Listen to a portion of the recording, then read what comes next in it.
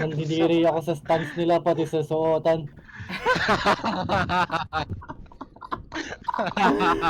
Bro. Meron pa doon yung ilong niya parang witch. Tapos naka-scarf siya sabay salamin na kulay red frame. Tapos naka-jacket. Ang ine. Hindi pa bagay mga kulay ng suot niya para siyang gago. Sabay fitted jeans. Guys, hate in May hawak pa na Beyblade tumatakbo. Nasa isip ko lang nun, kawawa tong taong to. Sino yung tapat ko? Twisted Fate or Skarner? Carney. Gano'n yun. Meron nga dun yung mas mataba kay Papa yung binidyoan ko.